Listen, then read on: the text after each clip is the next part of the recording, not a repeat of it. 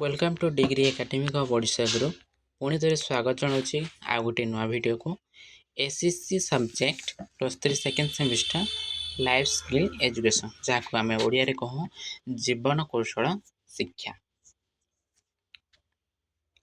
मूल्यबोधर अर्थ कौन? मूल्यबोधर अर्थ कौन? फर्स्ट उक्त मूल्यबोध आमर चिंता चेतना भावना क्रिया प्रतिक्रिया आदि को यही सब प्रभावित करिकी निर्धारित करने संगे संगे व्यक्ति मध्य ठीक काम बा ठीक चिंता दिग्दर्शन प्रदान करिथाय। व्यक्ति जीवनर सामग्रिक तथा सर्वांगीन विकास यह जीवनर नीति सदृश कार्य करिथाय। कहीं मूल्यबोध मनीष जीवन को मूल्ययुक्त करिथाय। यह जीवनर मार्गदर्शन करने संगे संगे मनुष्य पे सुख शांति संतोष आनंद आनी देथाय। तापर आम जाना सामाजिक मूल्यबोध सोशल वैल्यू कौन? मनुष्य एक गोटे सामाजिक प्राणी। से परिवार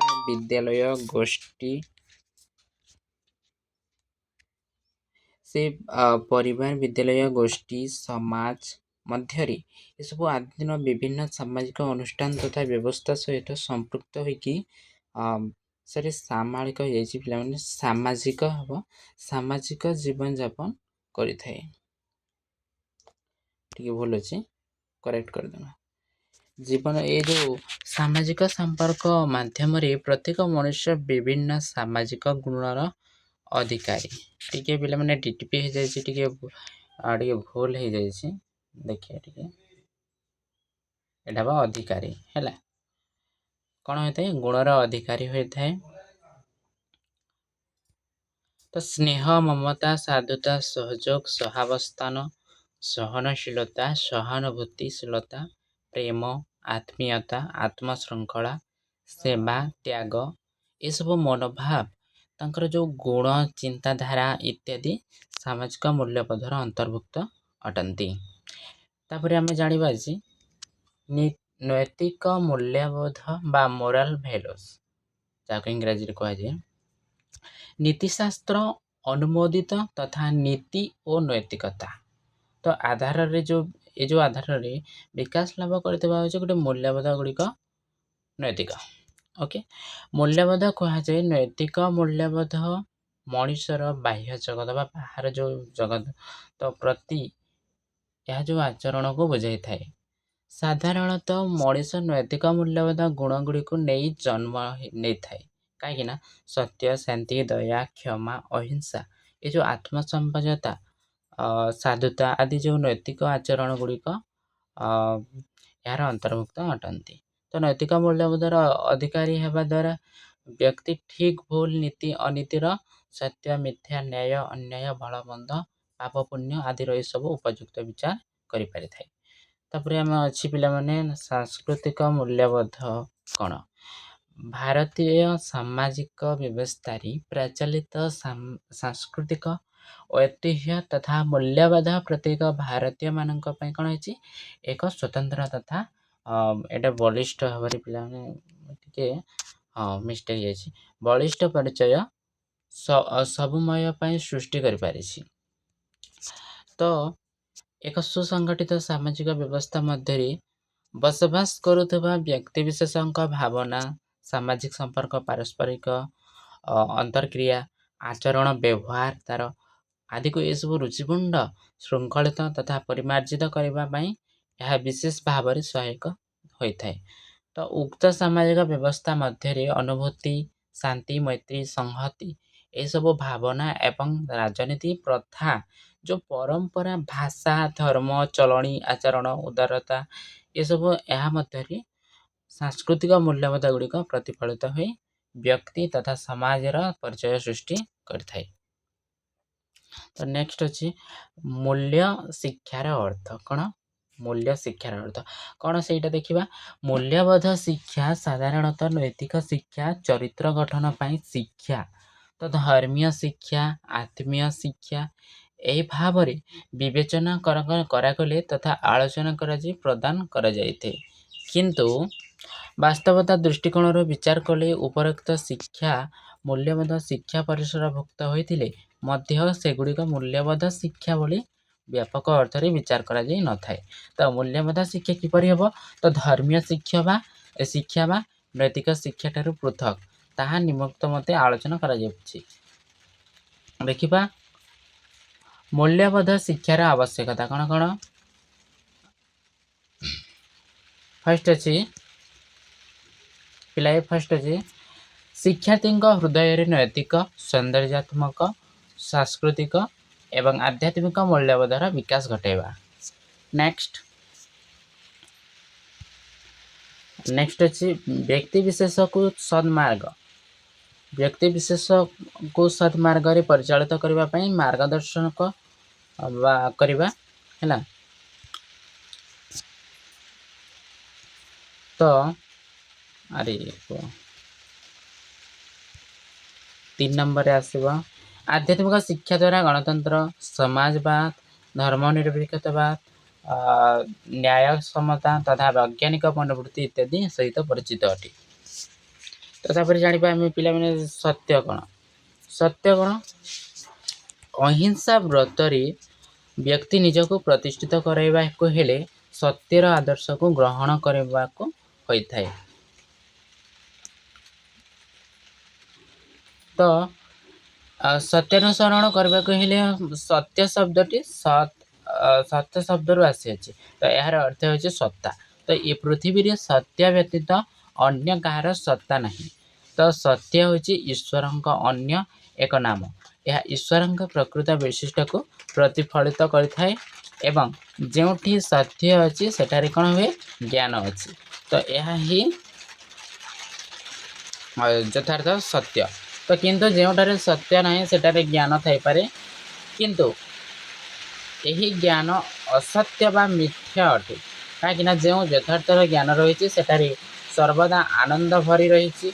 यथार्थ ज्ञान होची चित्र यही यथार्थ ज्ञान बा चित्र आनंद प्रदान करे। तेणु सत्य बा सद ज्ञान सत तो ज्ञान तो चित्र एवं आनंदर संकीर्ण को सच्चिदानंद बोला जाए।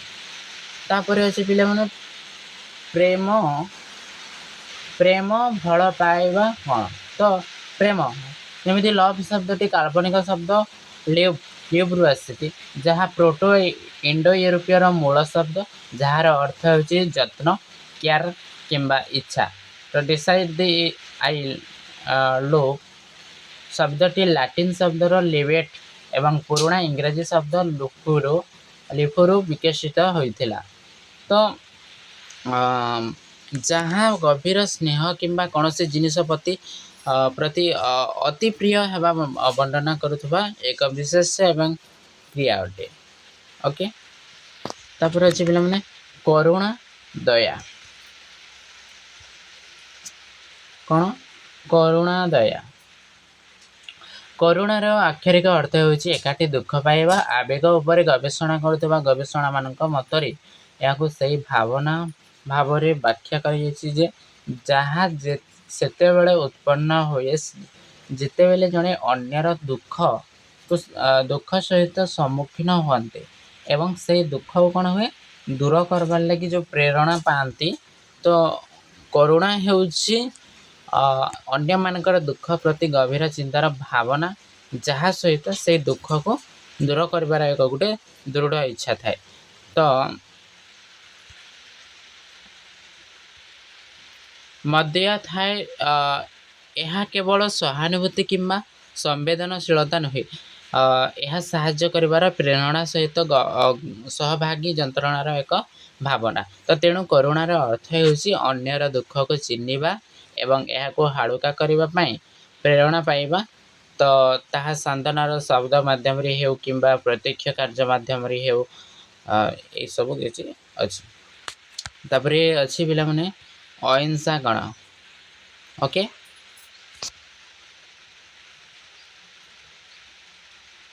गोटे सेकंड।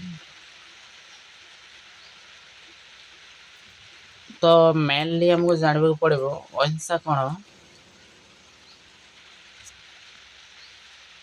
तो अहिंसा होछि ସତ୍ୟ ଉପଲବ୍ଧର ଉପାୟ ଅହିଂସାର ପଥ ଅବଲମ୍ବନ କରି ସତ୍ୟରେ ଉପନୀତ ହେବା ହେଉଛି ମନୁଷ୍ୟର କର୍ତ୍ତବ୍ୟ।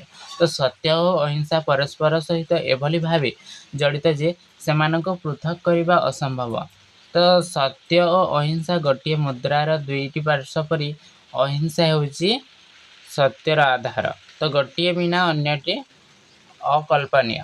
ତ ଅହିଂସାକୁ ଅନୁସରଣ କରିବା ଭାରତୀୟ ସଂସ୍କୃତିର ବହୁ ପୁରାତନ ଐତିହ୍ୟ। ତ ସାଧାରଣ ଭାବରେ ଅହିଂସା ଶବ୍ଦଟି ହିଂସାର ବିପରୀତ ଶବ୍ଦ ଭାବରେ ଏକ ନଞ୍ଜର୍ଥକ ଅର୍ଥ ବହନ କରେ। ତ ହିଂସାର ଅର୍ଥ ହେଲା କୌଣସି ସ୍ୱାର୍ଥ ସିଦ୍ଧି ପାଇଁ କିମ୍ବା କ୍ରୋଧଜନିତ କାରଣରୁ ଅନ୍ୟର କ୍ଷତି କରିବା। ଅହିଂସାର ଅର୍ଥ ହେଲା ଅନ୍ୟର କ୍ଷତି ନ କରିବା।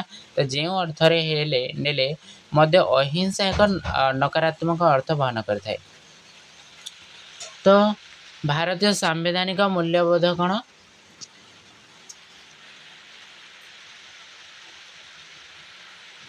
ତ ସମାଜବାଦୀ ରାଷ୍ଟ୍ର ସୋସିଆଲିଷ୍ଟ ଷ୍ଟେଟ୍ ଭାରତକୁ 1976 ମସିହାରୁ ସମାଜବାଦୀ ରାଷ୍ଟ୍ର ଭାବେ ଘୋଷଣା କରାଯାଇଛି।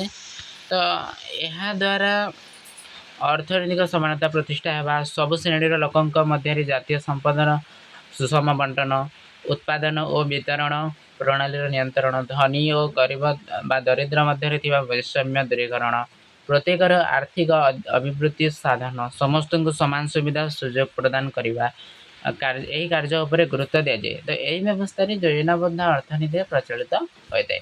ତାପରେ ଧର୍ମ ନିରପେକ୍ଷତା ସେକୁଲାରିଜିମ୍, ଏହା ଦ୍ୱାରା ରାଷ୍ଟ୍ରର ସ୍ୱତନ୍ତ୍ର ଧର୍ମ ବ୍ୟବସ୍ଥା ନାହିଁ। ତ ସବୁ ଧର୍ମ ଏଠାରେ ସମାନ।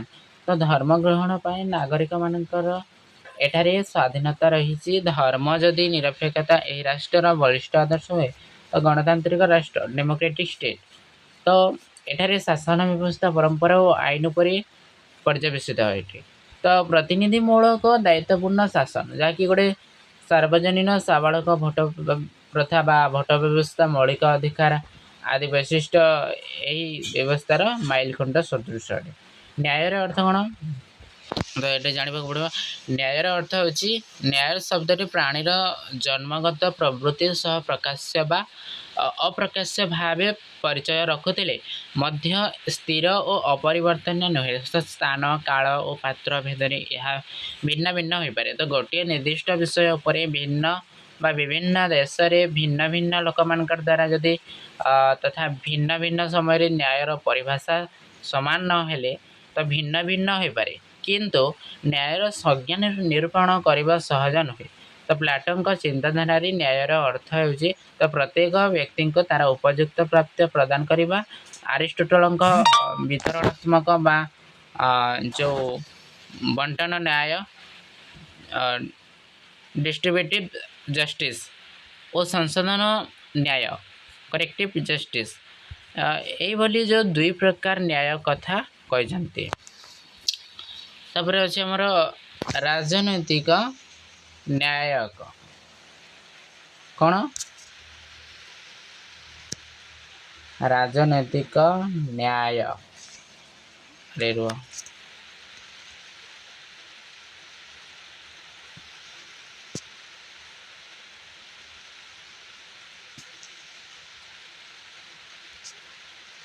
ରାଜନୈତିକ ନ୍ୟାୟ କ'ଣ? ତ ଆଇନଗତ ନ୍ୟାୟର ଯେଉଁ ନୀତି ଗୁଡ଼ିକ ବାସ୍ତବରେ କାର୍ଯ୍ୟରେ ପରିଣତ କରିବା ହିଁ ରାଜନୈତିକ ନ୍ୟାୟ। ତ ବିଭିନ୍ନ ଆଇନଟା ଆମେମାନେ ମାନୁଛେ ନା। ତ ସେହିପରି ଯେଉଁ ରାଷ୍ଟ୍ରର ପିଲାମାନେ ରାଷ୍ଟ୍ରର ରାଜନୈତିକର ଯେଉଁ ଜୀବନରେ ମୁକ୍ତ ଓ ଅବାଧ ଅଂଶଗ୍ରହଣର ସୁଯୋଗ ମିଳିଥାଏ। ତ ପ୍ରତ୍ୟେକ ବ୍ୟକ୍ତିଙ୍କୁ ଦିଆଯିବା ଉଚିତ। ତ ଏହା ସମ୍ଭବ ହେବ ଯେ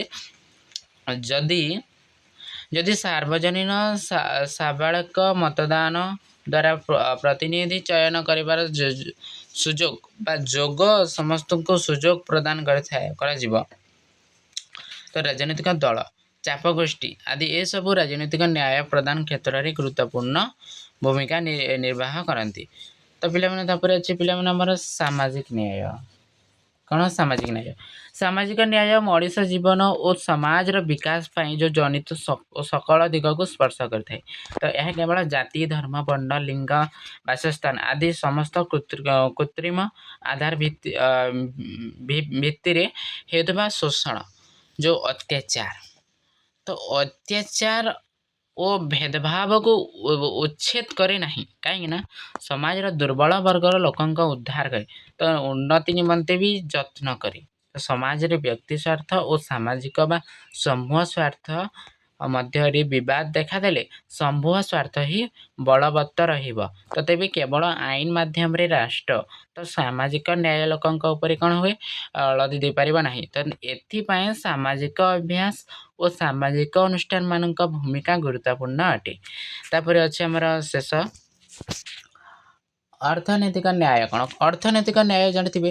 ଅର୍ଥନୈତିକ ନ୍ୟାୟ ବିନା ସାମାଜିକ ଓ ରାଜନୈତିକ ନ୍ୟାୟ ମିଳିବା ସମ୍ଭବ ନୁହେଁ ବୋଲି କୁହାଯାଇଛି। ତ ଏହା ଆଶା କରେ ଯେ ପ୍ରତ୍ୟେକ ଲୋକର ସର୍ବନିମ୍ନ ଆବଶ୍ୟକତା ପୂରଣ ହେବା ଆବଶ୍ୟକ। ଜାତୀୟ ଅର୍ଥନୀତିକୁ ଏପରି ପରିକଳ୍ପନା କରାଯିବ ଯେ ଯେପରିକି ତାହାର ସୁଫଳ ସର୍ବାଧିକ ଲୋକ ପାଇପାରିବେ, ସମାଜରେ ଅର୍ଥନୈତିକ ବୈଷମ୍ୟ ରହିଥାଏ। ତ ଆଜିର ଭିଡ଼ିଓଟି ଏତିକି। ଆପଣମାନଙ୍କୁ ଭଲ ଲାଗିଥିଲେ ଗୋଟେ ଲାଇକ୍ କରିବେ, ସେୟାର କରିବେ ଏବଂ ଶେଷରେ ସବସ୍କ୍ରାଇବ୍ଟେ କରିବେ ଏବଂ ବେଲ୍ ଆଇକନ୍ ଦବାଇ ଦେବେ। ତ ବେଲ୍ ଆଇକନ୍ ଦବାଇବାର କାରଣ ହେଉଛି, ତ ଆମେ ଯେଉଁ ଭିଡ଼ିଓ କରିବୁ, ଆମେ ଯେଉଁ କ୍ଲାସ୍ ଭିଡ଼ିଓଟି ଆଣିବୁ ସର୍ବପ୍ରଥମେ ଆପଣମାନଙ୍କୁ ପହଞ୍ଚି ପାରିବ। ଜୟ ଜଗନ୍ନାଥ। ଠିକ୍ ଅଛି।